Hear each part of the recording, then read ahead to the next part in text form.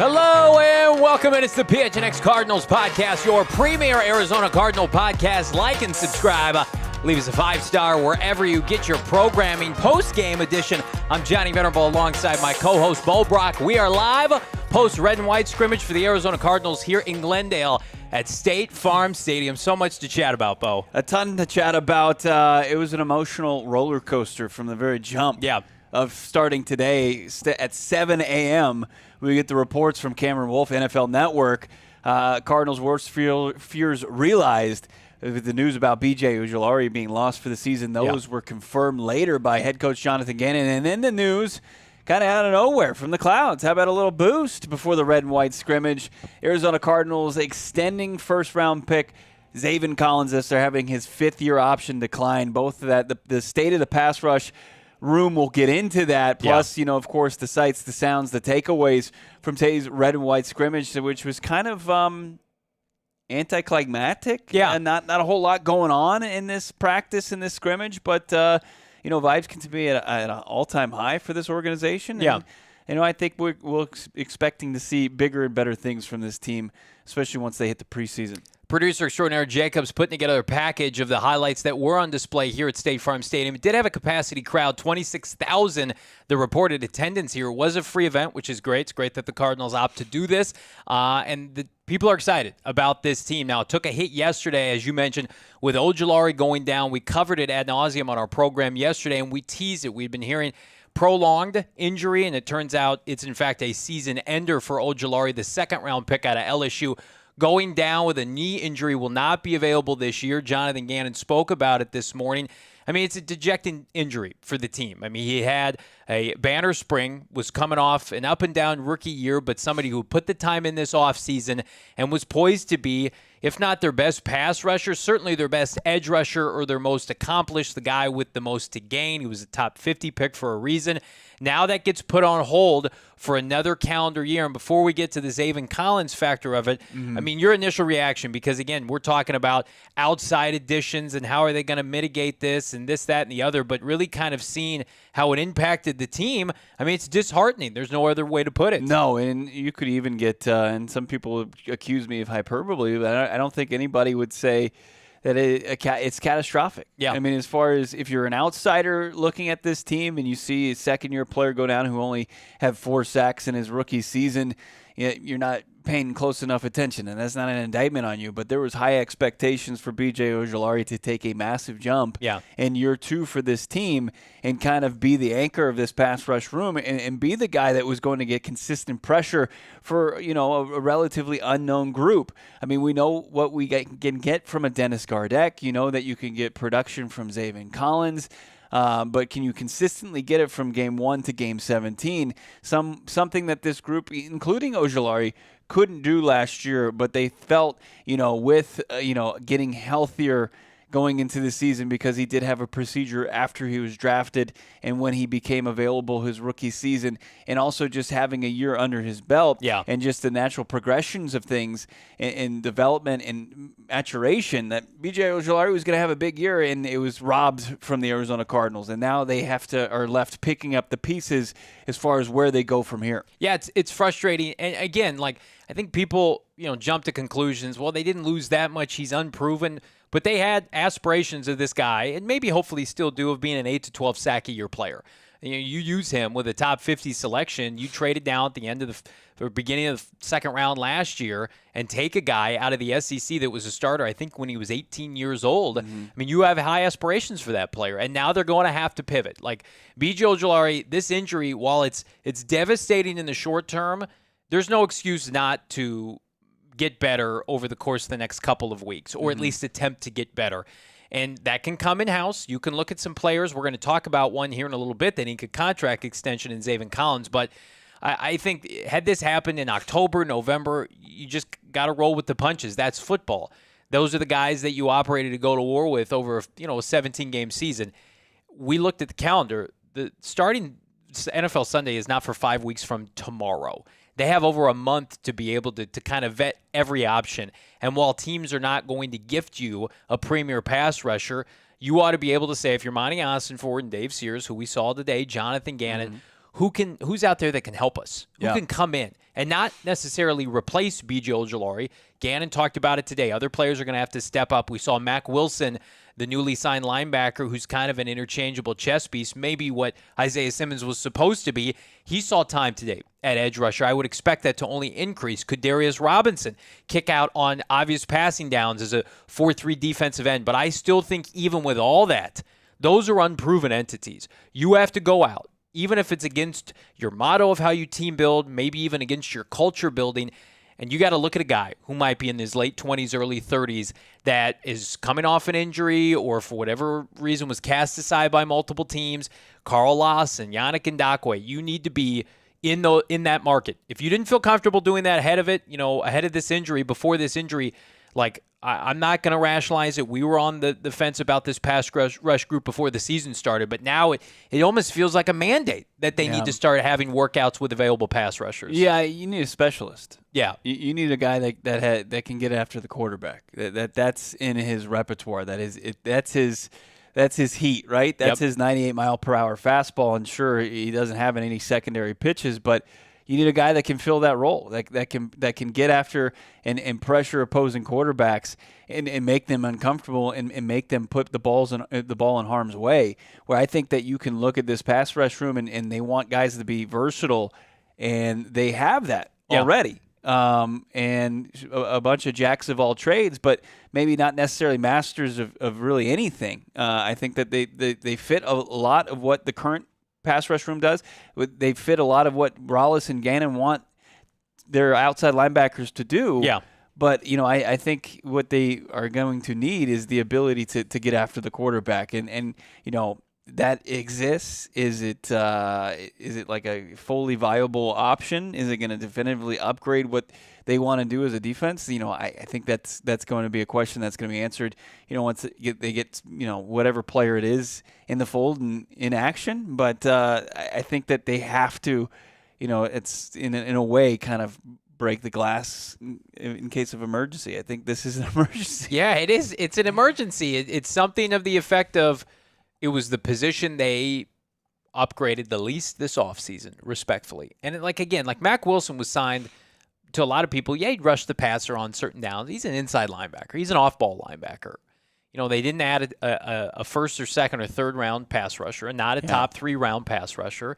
They took a kid out of the ACC in the 6th round that is a developmental player, could be a special teamer, may not make this roster. I don't know. And Xavier Thomas. But outside of that, they upgraded defensive tackle, and they needed to. And that position looks night and day, and that's going to help exponentially. But now it's like you lose a guy where you had, it's not the equivalent of losing Kyler Murray. That's ridiculous. But, there's really no other position outside of quarterback, in my opinion, that you could say, we're going to subtract the number 1 or number 2 starter from that position group, and you're left with not a lot of options. Right. Michael Wilson doesn't play, you got Marv, you got Greg Dortch, you got Zay Jones, James Conner's out, you got Michael Carter, you got Trey Benson, right? They got a ton of offensive linemen they have confidence about. Suddenly the defensive tackle room looks better. Mm-hmm. The cornerback room's deeper. They've got Max Melton, Sean Murphy-Bunny, and Garrett Williams, right? We saw a bunch of safeties play last year. They took a safety in the 4th round. This was a position group that got minimal attention this offseason. They opted to run it back based on what they had last year, and a lot of those guys were in flux. Zaven Collins was learning a new position. Ojulari, you mentioned, was coming off injury, and they doubled down on that position group. And I'm not going to come out here and say that was a full-blown mistake because the season hasn't started yet.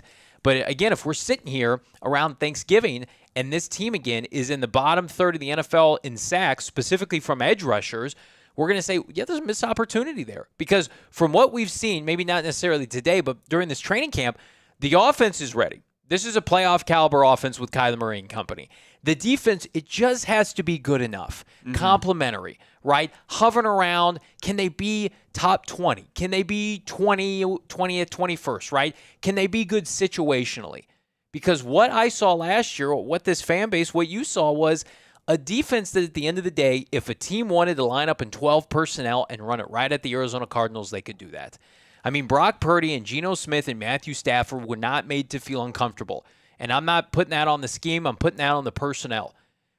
You have a personnel problem at edge rusher right now, and they have ample time. You have 5 weeks to figure it out, in my opinion. Yeah, and otherwise you're going with, you're a little light as far as what's necessary. Yeah. To what's proven to win in this game, and what Jonathan Gannon's defense won the entire 2022 season as he was DC for the Philadelphia Eagles. But the improvement up front is maybe being overlooked here and discounted a notch. Like I think with the additions of Justin Jones, Bilal Nichols, and Darius Robinson, Dante Stills making a jump in his second season, that's going to help out guys that now are available in Zaven Collins and Dennis Gardeck and Victor Dumakagi and maybe, a Tyreek Smith or Xavier Thomas. Yeah. I think JG mentioned XT's name today in his press conference is where they'll turn. So they've got bodies there. They've got people they're intrigued by. There's people that they trust to do a lot of the things that they want done at that position. But, I think that this fan base in this show is rightfully skeptical about, it going into the regular season. They got time, but they made a move today. And again, like this move, we got to ask, it's been out there on Twitter, like, was this move a direct correlation to losing BJ Ojulari? It was not, and that's Zaven Collins inks a 2-year extension with the Arizona Cardinals, $11 and some change million guaranteed, $14 million over the course of 2 seasons. And so this puts Zaven Collins under the tutelage of Jonathan Gannon and Nick Rollis at least through the next 3 years. And he was a converted first-round pick, inside linebacker, off ball via Steve Keim, a Steve Keim specialty. Now he's a full-blown edge rusher. Now he mentioned today in his presser he's played upwards of 5 positions, but they look at him as an edge rusher, and that's what he's going to be under Jonathan Gannon. And again, you think about, like, I like this signing. I think it makes sense. The Arizona Cardinals made a point to sit him down and say, hey, we're not doing the 5th-year option. This was this time last year, but we have a plan for you. And that plan has paid off. Now, has it come to fruition fully? Has Zaven Collins, I think, fully reached his ceiling as an edge rusher? I don't think so. I think he would tell you he hasn't done that yet. Yeah. But at the same time, like, Ojulari was supposed to be your 1A. Zaven Collins can be a nice complementary piece. And this contract of his, I think, supports that. At the very least, he's making $7 million. Can he be your new Dennis Gardeck like this time next year? Yeah. What if he supersedes that? What if he outperforms that? Then suddenly you've got a hell of a bargain at the position. So I think, to kind of recap this entire thing, Bo, he vibed with Jonathan Gannon. Jonathan Gannon vibed with him. He's a culture guy. He's a tone setter. And first of all, before we even get into the football piece of this, congratulations to Zaven Collins for overcoming the dysfunction that was the prior regime with Steve Keim and Cliff Kingsbury and Vance Joseph, because there's been a lot of individuals cast aside for good reason. Isaiah Simmons no longer part of this franchise. Marco Wilson. Could have been very easy for Zaven Collins just to say, like, these aren't my people. They didn't draft me. I'm going to hit the market. And he took the complete opposite approach. And that's how you can tell if somebody's worth investing in my opinion. That was beautiful. Thank you. To me, it feels like he beat being a Keim guy allegations. Yes. Congratulations. Yeah. I mean, those are tough allegations to beat. Yes. And you're a former first-round pick, and we've seen him sent out of this organization for nothing, right? 7th-round pick.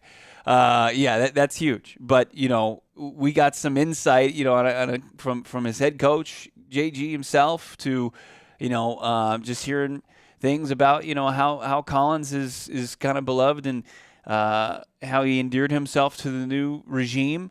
And just bought in right away. And, Zaven Collins, to give you a little kind of more on his thought process and his approach after his 5th-year option was declined, I think a lot of people are going to get even more respect for the Cardinals pass rusher. Here's what he had to say after his 5th-year option was declined. It's just head down, keep working. You know what I mean? You can sit there and dwell on it. You can, kind of roll around and whine about it as much as you want. It's not going to change anything. You not show up to the building, it's not going to change anything. You just got to, but you still need to be there for all the right reasons, and that is showing up and doing the right stuff, working out every day, being around the team, you know what I mean? Being in meetings, day and after, doing extra work. That's just part of the job that should already be there, you know what I mean? So that's what I continue to do. And the build up to now, to when we got the offer, I was super excited, So I get to stay here and be with the, the Valley 2-3 more years and be happy with that. I'm excited. It's everything you want to hear from a player. I mean, he is so bought in. And again, I think until Jonathan Gannon and Nick Rallis give you reason to hesitate on who they are as defensive coaches and the schematics of it all, they have deemed Zaven Collins worthy of this extension. And Monti Ossenfort as well. But this is a JG guy, and if he's a JG guy, I'm all for it. I'm all for Jonathan Gannon saying, Isaiah Simmons, nope. Yeah. Marco Wilson, goodbye. And then they say, hey, this player that was brought into this regime has had to overcome a lot. We want to double down on this guy. So I am fully of the mindset that two things can be true. This team needs help at pass rusher. Yes. And number two, we have not seen the best from Zaven Collins. Both of those things can be true. Zaven Collins can be a very productive player for the Arizona Cardinals within the next 3 years under Jonathan Gannon and Nick Rallis, and he may not be the Cardinals' top pass rusher, and that's okay, because if you go back to basically the core of Jonathan Gannon and what he did in Philadelphia so well, and what he did in his time in Minnesota, right, and of course in Indianapolis as their secondary coach, you have to have depth and interchangeable pieces. We saw this franchise with Chandler Jones rack up a bunch of sacks with big number 55 and lose double-digit games. It's not all about a singular entity. He told us at the Combine, did JG, you want that alpha guy, but he's not playing a defensive lineman more than 60% of the time. Right. You want those guys to be fresh, especially in a division where the opposing teams want to run the ball with CMC and Trent Williams, right? So Zaven Collins making $14 million the next 2 years is good news for the Arizona Cardinals. I mean, it's what he would have made off his fifth-year option, but it's spread out over a 2-year extension. Yep. And then you look at the highest-paid, edge rushers out there, and it's a premium position. And if you can find kind of a high-end backup or rotational player and get him at $7 million on average a year, I think that's a good deal, especially with what he brings to the organization that kind of transcends the playing field. But what's going to happen on the playing field in year 2, playing the pass rush position, going from inside to outside linebacker, you do need to see a jump in productivity. You do need to see a jump in consistent impact made on a down basis for Zaven Collins, and he fully expects that, and I think so does the coaching staff in this organization. I mean, 3.5 sacks last year. Majority of them, Bo, came in the early portion of the season. I remember your tweet. You had a tweet out there. Is Zaven Collins going to have one of the quietest 8 sack seasons? He had 3.5. He had 3.5 sacks through October 22nd last year, and then he was shut out for the rest of the year. But again, how much of that was a byproduct of learning a new position? And then eventually, at the end of the year, playing with a bunch of guys that aren't here anymore. Right. Playing with a bunch of defensive tackles that were street free agents, that were practice squad players. Here's what I like about Zaven Collins. He played all the games last year. He played all the games. And the Arizona Cardinals do not have enough of those players, at least last year. They brought in nearly had his eye poked out of his head. Right. Didn't miss time. No, right. He didn't. Bilal Nichols, Justin Jones, Zaven Collins, Darius Robinson, they don't miss time. Now, up until this point, BJ Ojulari didn't miss time either, but the point remains the same. These are guys that you can count on. Now, is this Micah Parsons? Of course not. I think this team would tell you, that's a white whale that they need another offseason to tackle. But I think, assuming that they go out, they make a tweak or two here, and you get some young players to step up, and maybe Darius Robinson can overachieve as a rookie, there's enough here to get you where you want to be in 2024. Is it a Super Bowl defensive line? I think they'd have to move heaven and earth as a coaching staff. But I also think the comfortability with Nick Rallis and Jonathan Gannon in his second year in the scheme, hell, it was on display today. Before we jump into the breakdown of the red and white scrimmage, I thought the defense won the day. Yeah. And it was a promising effort. So I'm not burying Zaven Collins. I'm not ready to move off of him. And I'm especially intrigued and enthused about the fact that this coaching staff has singled him out as somebody they want around. When you looked at JG's pass rush from Philly in the final year that got him the gig here, like Hassan Reddick was added as a free agent addition and was the guy that could be that war daddy, that game wrecker coming off the edge, right? And they added that where, I think that he elevated, the Josh Sweats of the world, the Brandon Grahams of the world, that were also playing that edge, that outside linebacker position to where, that was the expectation for BJ Ojulari, where now you need you look to somebody else. Can Zaven play that role? Even though you were expecting maybe Zaven to play the role of like a Josh Sweat as maybe like a back, not a backup, but like just more of a role player and then BJ Ojulari was going to be your main dog as far as this group's concerned. So it lightens the load. It certainly, as far as it puts a lot of pressure on the shoulders of the rest of the guys in that room.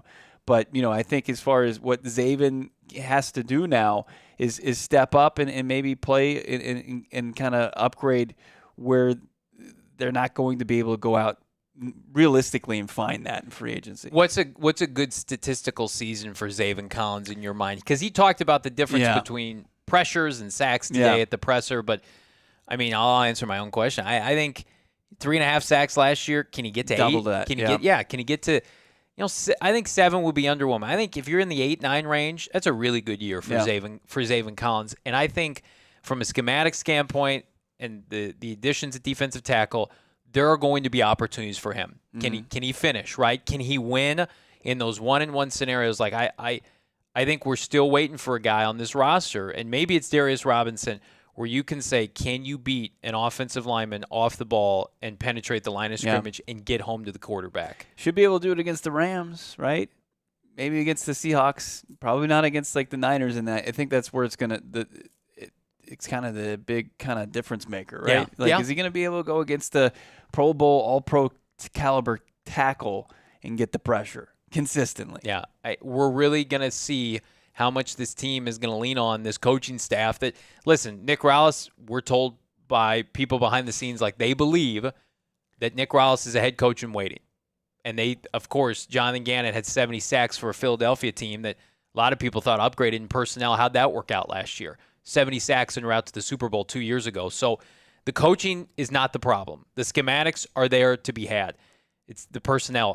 People have to step up now. And again, like I'm not doubting this coaching staff, and I'm not doubting Zaven Collins, but it's a long season. And even Jonathan Gannon mentioned today, Bo, it was a very sobering moment after talking about BJ Ojulari. It's like, we're going to lose more guys. And that happens to everybody. I mean, you mentioned the Rams. They've lost multiple offensive linemen to begin this preseason, right? I mean, knock on wood, the Cardinals are relatively healthy before this injury to Ojulari, but to get through 17 games, we saw it last year, and I even want to focus on defensive tackle, they couldn't finish the season at the position. I don't want that to become the defensive end group this year. Yeah, it can't be, right? Because as far as the talent in the room and what how they were expecting maybe a jump this year for it to maybe take steps back, that's worst case scenario. That's where I mentioned it's potentially catastrophic. Yeah. But there's a way around it and a path forward. As Jonathan Gannon said, like it's a new day, and you just it's part of the game. Yeah. And this pass rush group, you just hope somebody's going to step up, and it's got to be the guys. I think now when you look at that group, it's Zaven's making that. He's a former first rounder, and then Gardeck's in the final year of his deal, and he's playing for another contract, I'm sure, whether it's here or elsewhere. That's going to be on those guys to make those plays.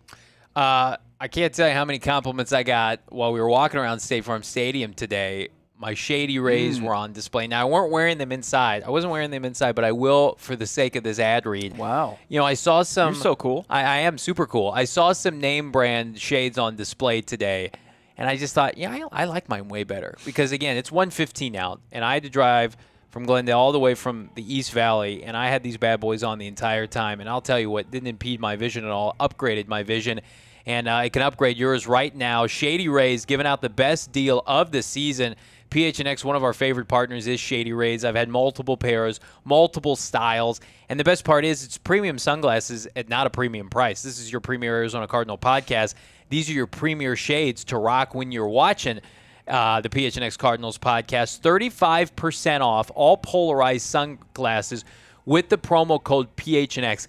And like so many of our partners, like they have deals on top of deals. Like all have checked out or just about to check out with a pair of shades, and they'll say, hey, Johnny, by the way, we're actually clearancing these other shades out. They're $15. Do you want them?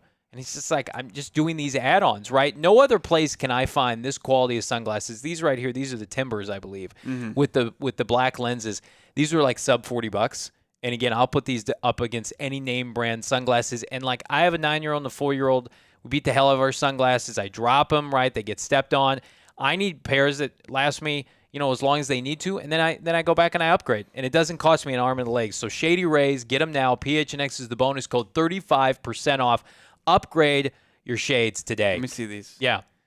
Play a little bit more respect to Shady Rays, though. Let's get a cloth on these things. Well, let's clean the lenses. You're making my ad read for me. This is disgusting. I get after it. I'm a working man. I'm always on the grind. Yeah. And we're content machines here at PHNX Cardinals. And I'm sorry I can't. These are fantastic. They do the job. They do the job. Just take care of them. I do. I mean, I know they've got a great, replacement plan, but you're going to smudge those things to death. They're great. They're premium polarized sunglasses. They Treat are. them as such. When I rolled into the parking lot today, as the fans were showing up, all 26,000 strong, I saw a lot of nice vehicles out there in the parking lot. Sure. And I've been honest on this show that it's time to upgrade my own truck. And I've been looking at that Ford F-150, and it's got my eye. Also, I can't deny I also been seeing those Mustangs in the parking lot. Really good-looking cars from Ford. And if you're looking for a new car, truck, whatever it may be, new or used, our friends over at Sanderson Ford, the over 65-acre facility, is the largest Ford dealership in the nation. If you're looking for a no-hassle, no-pressure, no-nonsense sales approach, not somebody dipping in the back office to speak to their manager if they can get a better deal for you and inevitably don't. That's not what they're about over at Sanderson Ford. They're about getting you in a brand new car that you're going to love, and you're not going to have buyer's remorse immediately as soon as you drive it off the lot. No, they're going to put you out there, and you're going to be in the car or truck of your dreams. They are pushing for the playoffs with our friends over the Diamondbacks, and they got deals on a 24 Ford Bronco Sport. Big Bend also ranked highest in quality as far as J.D. Power goes. They don't mess around over at J.D. Power, and they don't mess around over at Sanderson Ford. We love them. 0% financing for 36 months. Wow. That's 3 years right there. No. You're not going to have to pay any extra for your car. No payments for 90 days on the Ford F-150, Escape, Edge, or Explorer Expedition. Check out their summer sales event. It's going on, teaming up with the Diamondbacks for the final playoff push sale. Purchase any or lease any Ford and get 4 tickets to see your D-backs at Chase Field. Push for the playoffs. 0% for 36 months. AOC from Ford Credit. See dealer for details. I've never considered myself a truck guy. Yeah, you're not. I might be a truck guy now. I don't think so. Ford. I might be a truck guy. Not with smudged up sunglasses. If they've got ample, how do I put this, accessibility to help me get into my oversized truck at Sanderson. Oh, you're getting an oversized truck. Yeah. You're not just a truck guy. You're an oversized truck I feel guy. like at Sanderson Ford I can get basically anything I want, but then also I want my truck to be bigger than your truck. and I might need accommodations to, one might call that a step stool for your boy. Yeah. We've all seen this guy on the road. He's got the extra lift kit, right? He's compensating for something. Yes. The fact that you just want a truck to have a bigger truck than me. Hey, Stop. Bo. Don't do that. No truck sounds like that. I'm here to pick up my lumber. We're having fun here live at State Farm Stadium. There's this Can you apologize? I cannot. Come on. I do not apologize. Sanderson Ford, these are hardworking people that take care of all their customers, and you're saying, hey, I could be a truck guy. That's disrespectful. I think it would be cool to have a truck, but no cooler than having one from Sanderson Ford, one of our favorite new partners. There was a scrimmage today, capacity crowd, 26,000 on hand at State Farm Stadium. Scrimmage, I would argue the practice that took place before the scrimmage was better than the actual scrimmage. Defense dominated the scrimmage, I would say. No touchdowns were had. The first team offense got roughly 2 possessions. Yeah. And so it's tough because they're not tackling to the ground. This is a running team, first and foremost, and there were a lot of runs. And every running back, to their credit, like the play would end and they would sprint all the way to the end zone, right? Whether it be James Conner or Michael Carter or Trey Benson. The old Johnny Venerable, you strike me as a guy that you would always run it out. I absolutely did that. You know, when you're the coach's son, sometimes you have to do the. You have to right. go the extra mile. So that was happening. So it's tough. Like, I wanted to sit here and throw up like 20 clips of Marvin Harrison Jr. catching bomb after bomb during this red and white scrimmage, and I thought, Drew Petzing, come on. We got a capacity crowd at hand. We're going to talk about MHJ and his jersey drama later on in the show, but I'm like, let's just have some fun. Can we take the top off the defense? And Drew Petzing's like, no, we're going to run it. We're going to run it out of shotgun. We're going to run it out of I formation, and you will like it. And so that's what happened today during the scrimmage. We saw some plays to Michael Wilson. We saw a great play from Greg Dortch. We have highlights later in the show. We'll get into those later. I don't want to keep people hanging around, but I do think that there was a little bit of a disconnect, and it's just the infancy stages of the rapport between Kyler Murray and Marvin Harrison Jr. Like, I felt like the times that they tried to link up in the passing game and were unsuccessful, that there was just some, hand gestures or whatever, as far as, maybe he should have gone this way and he went the other way, right? And I saw there was a play, an audible, where, Marvin Harrison Jr. was looking to where, what check Kyler Murray was changing to. Yeah. So there was just things that are expected from a rookie that we're seeing play out. Like the Cardinals, they're not adverse to that. Marvin Harrison Jr. is not adverse to that, and we saw that on display, I think, here in the red and white. Yeah, and again, like, that's not a knock against MHJ. He's going up against 2 other receivers in the top 3 that have a rapport with Kyler Murray dating back to last year and before. Yeah. So I think you texted me the other day. You had a kind of source that Michael Wilson's been targeted more than anybody during training camp by Kyler Murray. Yeah. So, I mean, like, and Michael Wilson had another big catch today. Greg Dortch had a catch over the middle. It's just a good problem to have. It's an argument we've made all week. Like, Marvin Harrison Jr. doesn't have to be the savior of this offense. He's going to be the alpha. He's going to be the number 1 receiver. I still think by the end of the year. I still think he leads the team in receiving yards. But, like, this team can win without Marvin carrying the team on his back. And it was our direct argument to why, like, Malik Neighbors with the New York Giants, like, he's their offense, right? Marv doesn't have to be the offense. He wasn't the offense today. Obviously, he wasn't the offense last year when they went in and put 30-plus points on Philadelphia, when they beat the Pittsburgh Steelers on the road. So they have the perfect plan for him where they don't have to force it. But I still think at the end of the day, he's going to be somebody that has 1,200 yards, double-digit touchdowns, and it's going to work out for this team. But, I mean, there are going to be days like today. There's going to be days on NFL Sundays where you look up and Marv only had 45 yards today. And that's okay because they've got a budding star at tight end. They've got the most slept-on number 2 receiver in the NFL in Michael Wilson. And then Greg Dortch and Zay Jones, who are really going to help this team in the passing game. Higgy Bear, the second tight end. Elijah Higgins looked good today. James Conner hasn't gone anywhere. So, I mean, I don't want to say it's an embarrassment of riches because this team still has a lot to prove, and they got to do it on NFL Sundays. But the offense is the strength of this team. The weapons they have put together, we're knocking Monti Ossenfort, and rightfully so, because the pass rush group is not there. But he's been supplementing on all these other positions over the last 2 off seasons to help fortify this offense. This offense is ready to go. This offense, and I tweeted this out today, this offense has no excuse not to be top 10. Kyler Murray is poised for a career year. He's having a monster training camp, and he's going to have a monster preseason when he plays. Like, there's no excuse for this. They're going to have to carry the team at times this year, and that's in lieu of Marvin Harrison Jr. also being a rookie. Like, that's okay. That's going to happen. Yeah, I mean, Kyler's been ripping around all preseason or all training camp. He's looked great. He hasn't thrown a single interception outside of one that Garrett Williams nearly hauled in. Didn't. Unsuccessful there. Good coverage on it, but couldn't haul it in. So Kyler's taking great care of the football. Way better than a 66 Madden awareness score. How the hell did that happen? Yeah. But, and as far as Marvin Harrison Jr. goes, I'm not concerned at all. I'm not. This is just part of it. I'd rather him have a slow red-white scrimmage as much as, like, I'm with you. He caught a pass. Yeah, I wanted to see the big explosives downfield. It just wasn't there today. It just didn't materialize. And credit to the defense, like, Sean Murphy-Bunting, big PBU. I think we saw, Starling Thomas play well. Didn't see Max Melton out there. Didn't practice today. Yeah, didn't practice today. Keitrell Clark still out of practice as well. But Gannon did say none of those other injuries are serious. Yeah, and we saw, Yelda Froholt on the offensive side was, chumming it up with Kyler Murray. Didn't practice. Right. Had a little, not a brace on his knee, but he had his knee wrapped. But Gannon also mentioned about Yelda. Yelda's sitting there gloating about how strong his tendons are. So good news as far as that goes. But, yeah, I have zero concern as far as that connection, and I think that this is just a part of that growth. Is people, think that me saying one, could it be perceived as negative, that it wasn't, like, the best day? It wasn't a spectacular I was here. Kyler to Marvin show today, that it's bad news? I'm not saying that at all. Just reporting.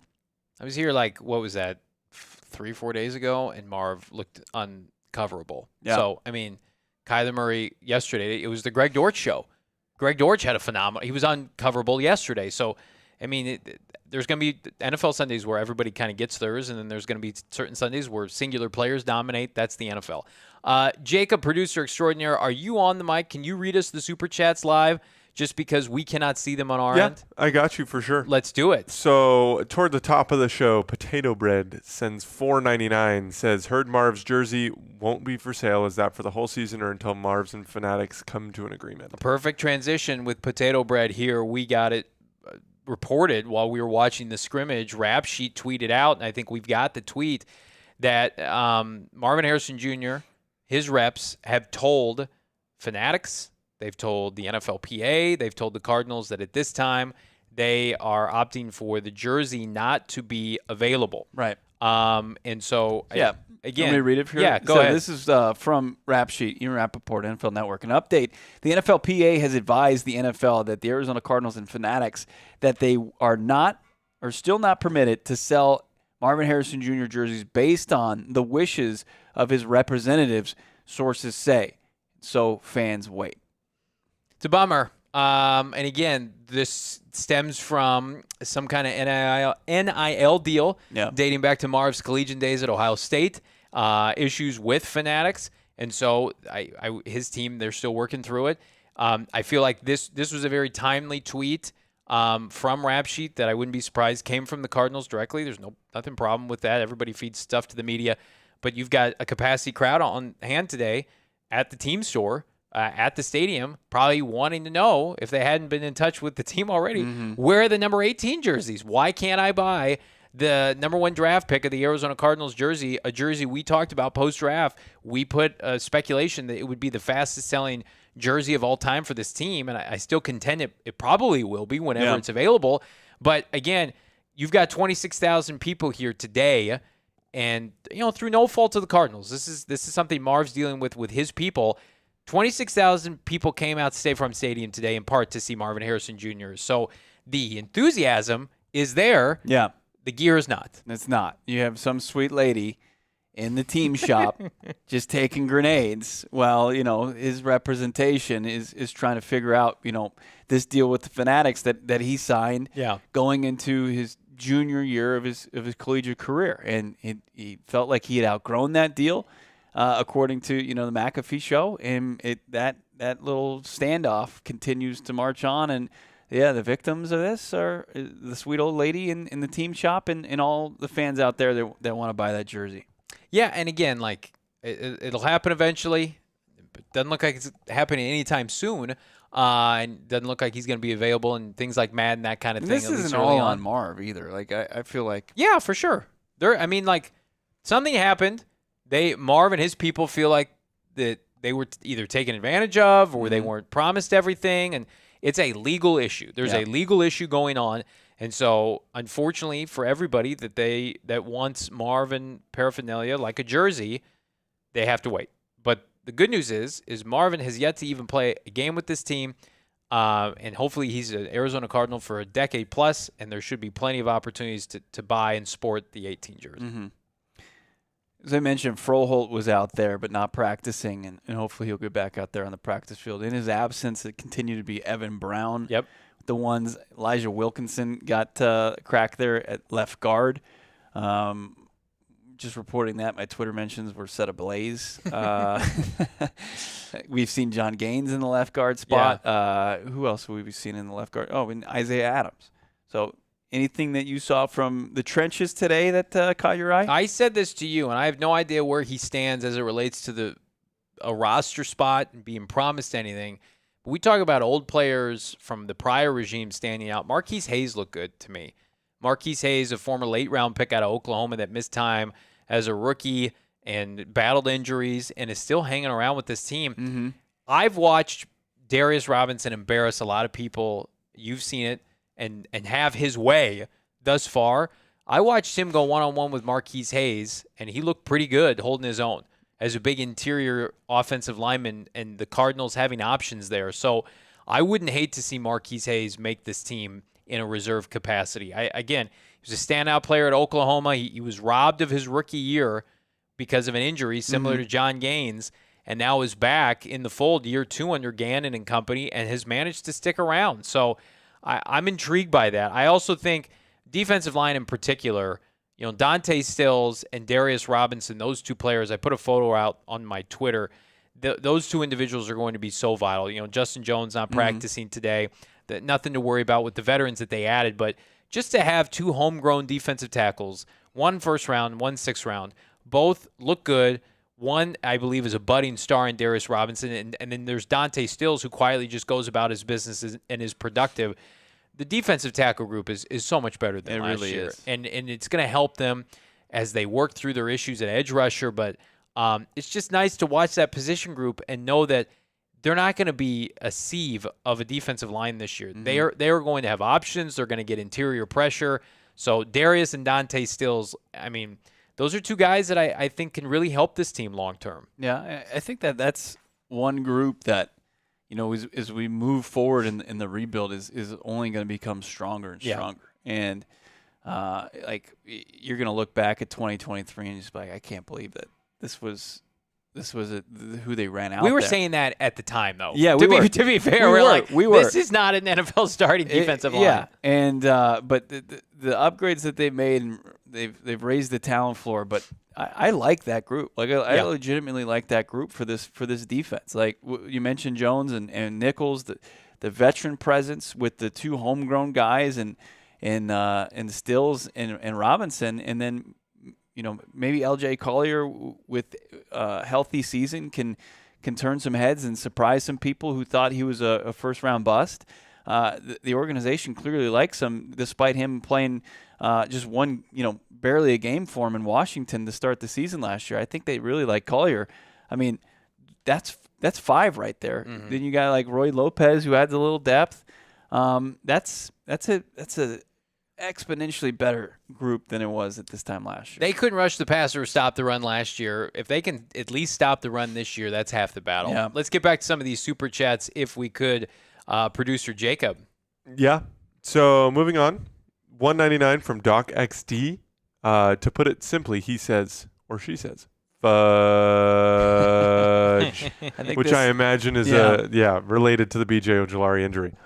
That was tough, but thank you for the super chat. We really appreciate that. I feel like I got a text fudge or from who's that super chat from, Jacob? Doc XD. Doc, I feel like I got a text Doc XD from Bo yesterday that was very similar to what you just sent us a super chat, and I had no idea what the context was. Were the last couple letters different? They were. Yeah, they were. So that's where we were at. We share those sentiments, Doc. Pig and Spread sends $10. Thank says, you so much. Prayers to Ojulari, going to hurt our already weak edge room, I will say. The 2025 draft is loaded edge class with guys like, and excuse me if I butcher these, Nick Scourton, James Pierce, Michael Williams, and Abdul Carter. Monty, work your magic. You got to just make it work this year, and you got to scratch and claw to free agency in the draft next year. The strength of the draft flips from 24 to 25. It goes from offensive heavy, this previous one, to defensive heavy as of right now going into 2025. A lot of great front 7 players. our guy Donnie, he's got it locked up, picking spreads. He's a wealth of knowledge as far as that goes. And if the Cardinals, we're hoping they're not picking too high. We don't believe they will be with their own selection. If it's a deep class, and obviously this league is offensive heavy, teams are getting quarterbacks and wide receivers as they inevitably do, and tackles. Hopefully one of those edge guys can be there for them. But like when you think back to the opportunities that were there, and this first round where it's like Dallas, why can't I think of it? Turner was the top edge, and Latu was in the mix, and Jared Verse, who's playing in L.A. with the Rams now. Like, those are your top edge rushers. Like, there felt like there was maybe an opportunity to get up the draft board and maybe get one of those guys. And I don't know if the Cardinals were in on those guys to begin with. So we had heard during the draft, we were doing our draft show, and there was some whispers the Cardinals were trying to make a move up into the top 15. And it never materialized. And we don't know the player, but we would assume it would have been for Byron Murphy or Dallas Turner. And it didn't materialize, and so they stood pat, and they prayed, and they hoped that Darius Robinson would make it to 27, and he did. But a defensive player wasn't taken until 15th overall. So to your point, like, it was an offensive draft. The Cardinals already had MHJ in their back pocket at pick 4. To get from 27 to wherever they took Byron Murphy, Latu, Dallas Turner in the middle of the first round, the mid-teens, they would have had to give up a Trey Benson in the process. They would have had to give up a Tip Ryman at least, right? And so Which been okay? Yeah, we'll see. It's got a long way to go. But we say that tongue in cheek, but at the same time, like, I'm at the point now, like, I don't want Darius Robinson on a different team. I've seen enough from Darius Robinson. I'm like, I don't know if, like, Dallas Turner is better than Darius Robinson right now.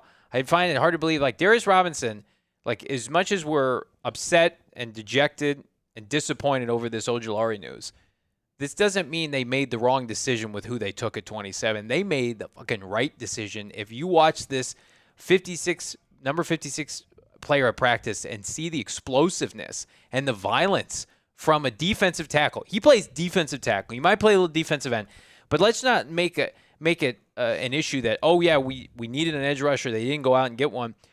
Their defensive tackle group was worse before they drafted Darius Robinson. Now it's flipped. Now they've invested resources. Now they've got light at the end of the tunnel at that position group. But it took drafting 27th overall Darius Robinson to get there. So you can put on your hindsight cap and say this was a mistake and they should have done X, Y, and Z. But anything that doesn't include Darius Robinson being a Cardinal, I don't want to entertain. And you think back, especially now, there are going to be people that say, oh, they should have taken Will Anderson Jr. Would you rather have Will Anderson Jr. or Paris Johnson and Darius Robinson? I mean, it's not even close, in my opinion. When I think about how they're going to supplement the pass rush, and you talked to JG this morning in the presser, and you asked him about Mack Wilson. What did he say about Mack Wilson? Like, they were already going to lean into his versatility, right? And maybe ask him to come off the edge. But, and we see Darius Robinson spending time with the Cardinals outside linebacker pass rush coach, Coach Rod, today. And it's like, what if I were to tell you, like, on third downs, the Cardinals could, one of their, off-ball linebackers or the guy that's going to be coming off the edge is going to be, Zaven Collins or Darius Robinson. Yeah. Or is it going to be Zaven Collins or Dennis Gardeck and Mack Wilson? And it's two completely different players. Like, Mack Wilson is an off-ball linebacker who, thanks to New England's system where they prepare people to come off the edge and be versatile like that, and the Cardinals also, I think, will deploy that or employ that. I think that's a good way to supplement things for you. In like, versatility used to be a 4-letter word around here because they didn't know how to actually utilize it. Right. They know how to utilize it, especially on the defensive side of the football. It's like, I have a T98 calculator. I know how to do math. Well, how do you do math on this? I don't know what I'm doing. That's what the Kime Cliff regime was. It's a great instrument, though. Yeah, I've got it. Yeah. Oh, I have a grand piano. Can you play it? No. This is what they were doing with 2 fingers. It's just the Jaws theme. That's right. And what you described, I have no idea. We haven't sourced this yet. We've been putting out feelers for the past 24 hours. What you just described, I think, would perfectly complement a Yannick Ngakoue. Come in. We got a bunch of guys. They can scrap, right? They can help us out on early downs. It's 3rd and 8. and we need to stop. Get in there and help us. Dwight Freeney, coincidentally, was just inducted into the Hall of Fame today. That's what Bruce Arians asked Dwight Freeney to come do. Come, be a pass rush specialist, use your spin move, get us to the playoffs, win the NFC West. That's what they did. Yeah. Cardinals need to do that again. I know it's a different regime, and I just ripped on them, but Yannick Ngakoue, Carl Lawson, whomever they need to go out and say this fits that role, they need to go and do that. Jacob, we got one more super chat, I believe. Correct. And it still relates to this topic. Z Professor gave you $20. Oh, my Thank goodness. you very much, That's Z Professor. super nice. Monty needs to determine where this team is. If they are in win-now mode, Kyler's ready to win, or if we are still rebuilding. If we are in win-now mode, there should be no hesitation to go grab Reddick. It's a great super chat. First of all, thank you so much for the support on that level. I think when you're paying a quarterback $50 million, and I know they didn't do the extension, but they doubled down on K1. Mm-hmm. And there's an expectation. You feel the sense of urgency from Kyler Murray when he speaks to the media. They are win-now mode. If you ask Jonathan Gannon and the coaching staff, they are in win-now mode. You had the mulligan last year. You stripped it down. Now, I'm not saying, Bo, win-now means you need to mortgage the future like New York Jets style, where it's like you need to win or you're getting fired. But, like, no one's going to be content if you don't make a move, and then it's obvious on Sundays it is a problem, and it costs you games. People are going to be pissed off because 26,000 fans just came here because they're confident in this team becoming a winner as soon as this year. You can't then roll into the season and just be like, you know what, guys, this just doesn't fit our timeline. We mentioned on the show, everybody take a guess how many third-round picks this team has had the last 2 years, and it's a credit to Monti Ossenfort.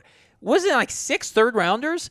So then I had people coming into my mentions and saying, don't give up picks for Hassan Reddick. You wouldn't give up a third-round pick for Hassan Reddick right now? You just had 6 third-rounders join your team dating back to last year. I think we can spare one for a pass rusher to help this team. Never. Hold on. Actually turn that third-rounder into more third-rounders. Jesus. Yeah, that's great. That's great. So I can watch somebody be third string. There was a ton of work that had to be done. And they've done it. They've accomplished a lot of it. And some of the needs, the opportunity didn't present itself. And now you get into, okay, how do I create an opportunity for this organization to improve that position? Yeah. That's just where it is. You need to make the opportunity happen. Yeah. I'm sorry. Yeah.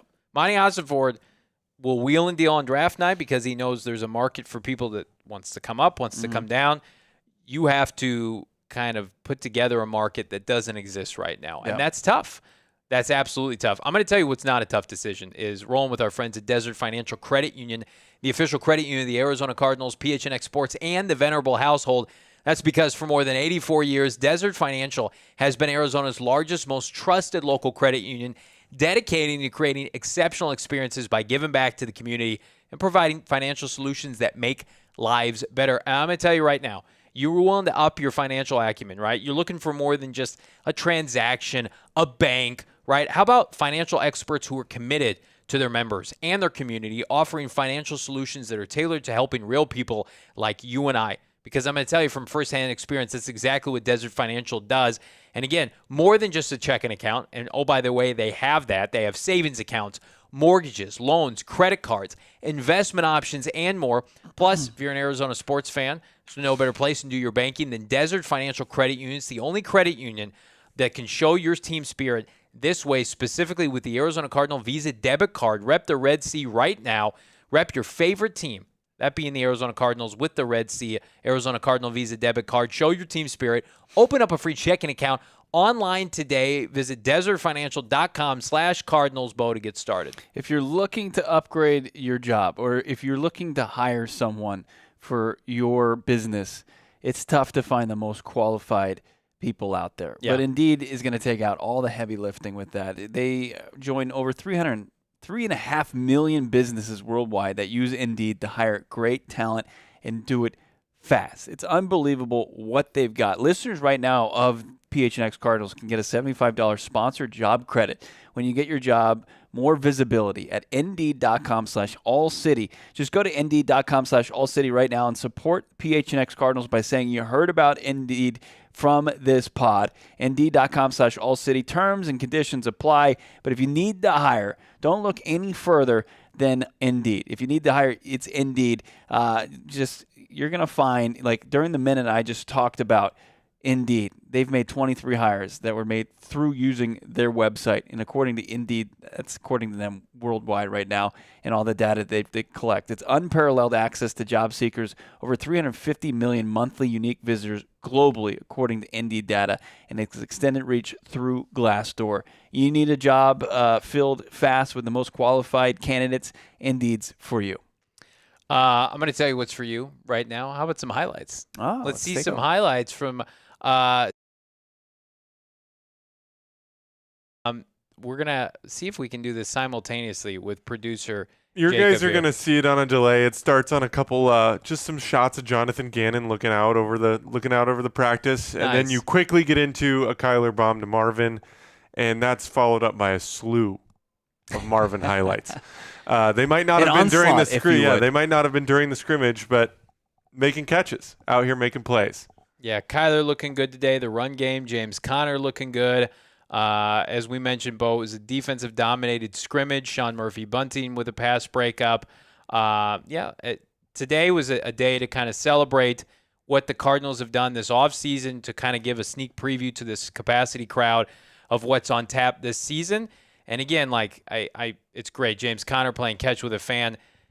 Where this team was at, and I think these highlights expedite that or emphasize that, I should say, where this team was last year and the stars that are on display compared to, now, I think it's night and day. Like, Kyler Murray wasn't even participating in this last year. He couldn't participate.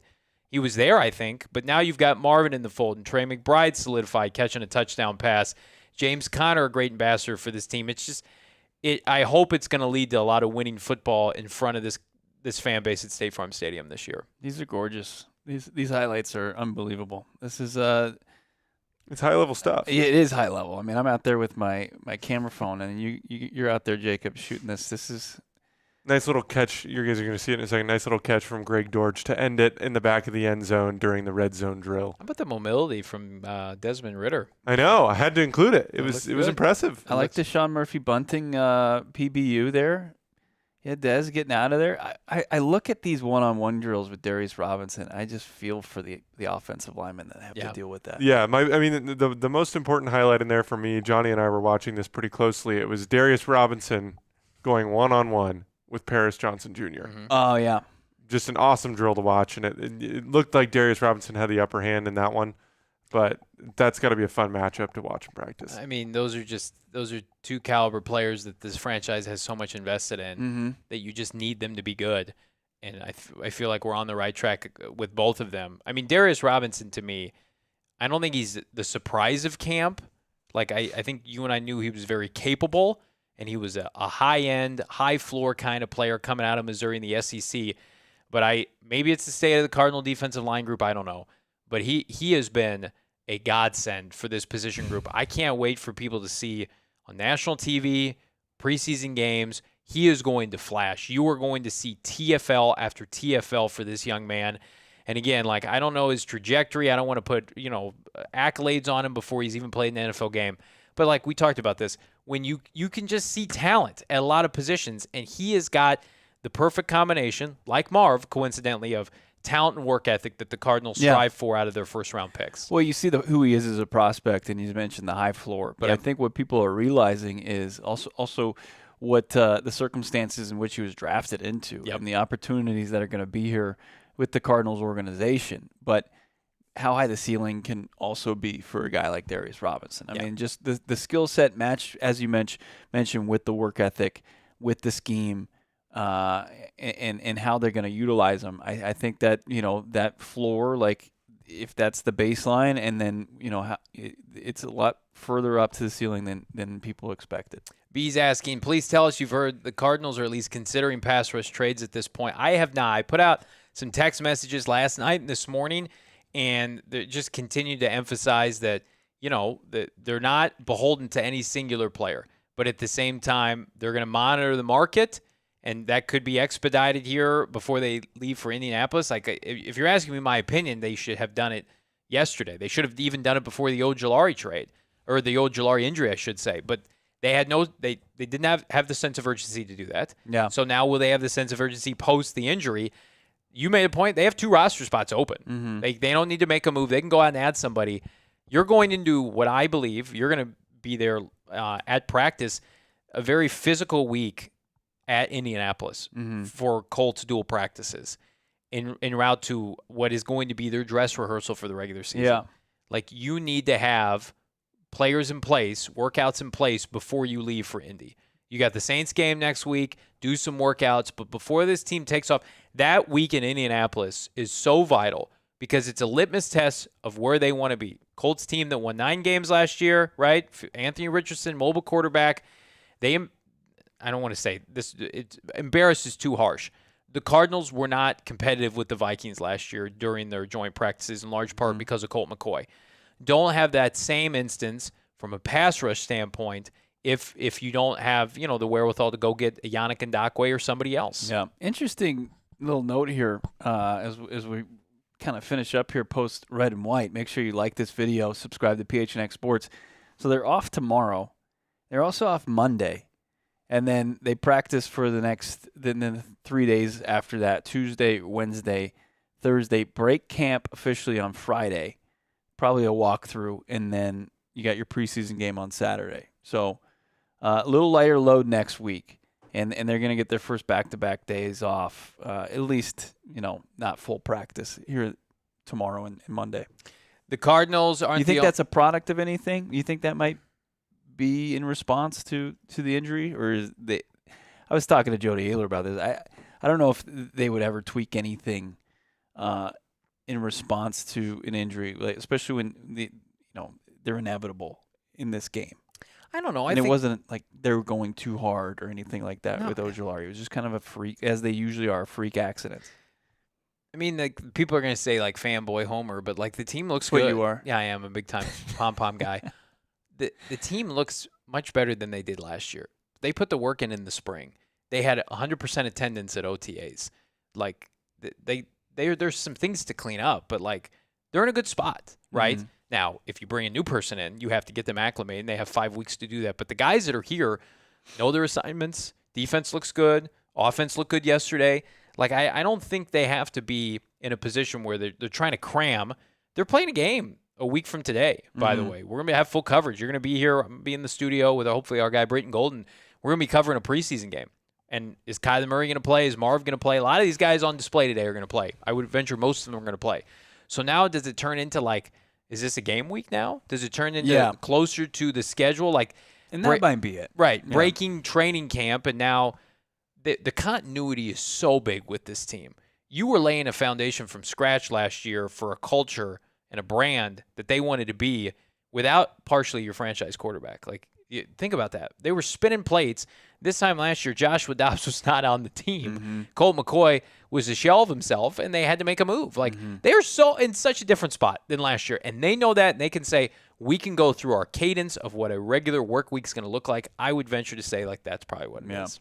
We had an unbelievable time out there. How about Rose? Big time Rose. Look at this. This is a knitted heart. Special boys. We're going to connect those. Gave this to us. Was up in the stands. Seeing everybody. Saw our guy Brian. Yeah. Mr. AZ. Got to meet Mr. AZ today. He was doing an awesome thing right now where he's going to his mini Cardinals, Suns, he's unbelievable. Games. Yeah, he's unbelievable. In the calendar year. So many people. You can't even begin to name them off, shouting us out from the stands, getting to meet so many people today. It was so fun. It's the most humbling thing when we can go to events like this, just, a couple schlubs doing some content, and then you see people who watch the podcast, download the podcast, subscribe to the podcast. We appreciate all of you.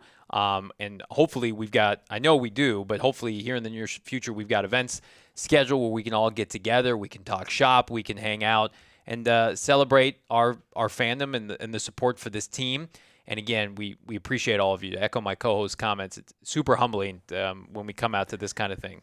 So big. I hope everybody had a great time out here hanging out, watching the scrimmage. More takeaways, obviously, on Monday from us. Barring maybe Johnny said, like, if there's a signing, probably us sickos, we're going to fire up these mics, these I cameras. would love to do an emergency podcast with you tomorrow. Yeah, that's right. Let's do it on Bo's birthday weekend. Can we just make it Monday, please? No, tomorrow. Has to be Please. tomorrow. I'm with you, Jacob. Can we just make it through? Do you guys even know what grinding looks like? Do you even know how to grind? Somebody Yeah, was that's asking, why I want tomorrow off.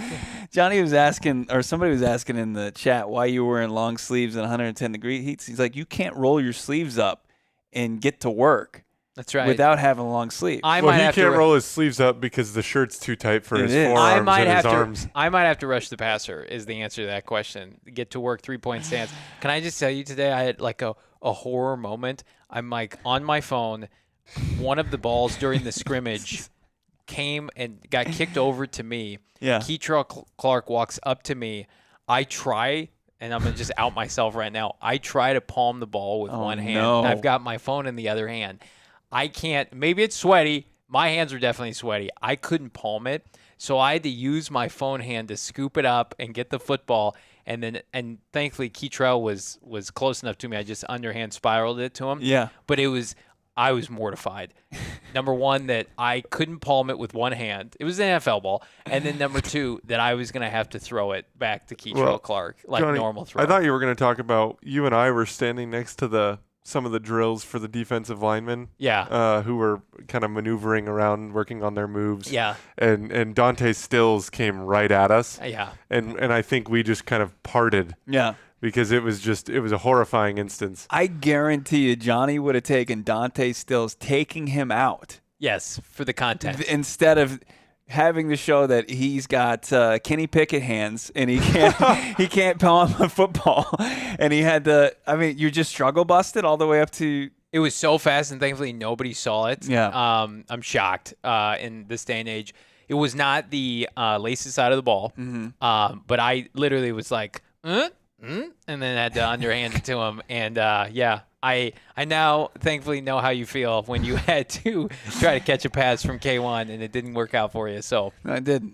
It deflected right off my chest plate and continues to just kind of bounce. And You and never hunt. got another. You haven't gotten another No, opportunity. No, Probably never will. I think after that they probably mandated that Kyler not pick on the dorky journalists. James Conner was playing catch with fans in the stand. Yeah. And, like, we were talking about it, and I'm saying out loud, I'm like, that's really cool that he does that. And I'm just also thinking to myself, like, thank God that's not me. Right. Thank God I don't have to catch that in front It was of all you these at third people. base in Little League. 26,000 Yeah. people don't hit- watching you yeah. throw the ball back. I don't want to have to throw it back. I don't want to, because it's not a good. James stick Conner, to the kids. James Conner, like the way he kicked off him throwing to fans in the stands, it was mostly all children. Like the first two kids he targeted, Yeah. just hauled it in. Just they looked like Marvin Harrison Jr. out there. Tight spiral on the way back. Yeah, it was beautiful. 0% chance. I'll And then catch like he hit his first adult, and I'm Yeah. like, man, the pressure to haul that in, like good on you. And then you saw somebody throw a Tim Tebow duck back. I'm like, oh man, that's not making it. That's not making it back. And Michael Carter started playing catch with some of the fans out here too. And then next thing you know, you had two footballs going back and forth. If you were on the sidelines, you had to beware because you could have gotten taken out. Head on a swivel. Check us out. Go PHNX.com. Become a diehard today. Shop the number 18 collection, which right now is your best bet to rep 18 here in the Valley. We saw. Let me make sure I get his name right because he was in the stands. Is it Edgar? Edgar, yes. Yeah. Edgar had on the best T-shirt we've ever done. In my opinion, the black celebratory touchdown. Shop the the 18 collection at gophnx.com. Just like Edgar, you can look fresh to death like your boys. 20% off the entire locker when you become a diehard. Pick up the Math tee. How about the Maserati Marv tee? All that and more. Our diehard memberships, I'm going to tell you right now, it's some of the best deals that you can find, is the best deal, frankly, you can find at following sports here in the Valley. How about the tremendous work of our beat reporter, Craig Morgan, at gophnx.com. Nobody's putting out more content right now from a written standpoint than our dear friend Craig, who unfortunately couldn't be with us today. He will be back in full capacity next he's week. fine. He's good. Yeah. He's great, and his content's great, too. Right now he's got a tremendous article remembering Flagstaff when Cardinals training camp was really training camp. Quotes, So much nostalgia. yeah, quotes from guys like I think you got Kurt Warner on. Tons of good stuff. I don't want to ruin the article. Check it out right now. Go PHNX.com. Yeah, it's just Dave McGinnis, right? Yeah, so much good stuff. Craig is doing fantastic work for us. We're very fortunate to have him a part of this beat, especially on the written capacity. So he will be back next week. And, all that and more, go PHNX.com, Bo. That's about it. Of course, for everybody we saw today, big thank you. Big thank you to Jacob Franklin putting in so much work this week in our little skeleton crew just for the week. But everybody will be back, including Damon Dog himself. Hopefully he finds his grind. I think that's what he is. It's Damon's getting his grind back. I think that's what it is next week. I looked at his Instagram and he was posing in front of the ocean. Well, he wasn't in front of the ocean like posing, but he was at the ocean. Okay. So finding himself, maybe. Yeah, maybe finding his grind. I don't know. Hopefully it's out there. Yeah. But let's just connect our hearts one last time. Now, when you do it, it's uncomfortable. When you do it, I don't like it. I'm going to put that down. Rose, this is our thing, you and I. Subscribe to PHNX Sports. Follow us at PHNX_Cardinals, Johnny Venerable, Bo Brock, and we're across Twitter and Instagram. We'll talk to you all. Have a great rest of your weekend. See ya. We all silly like the mayor.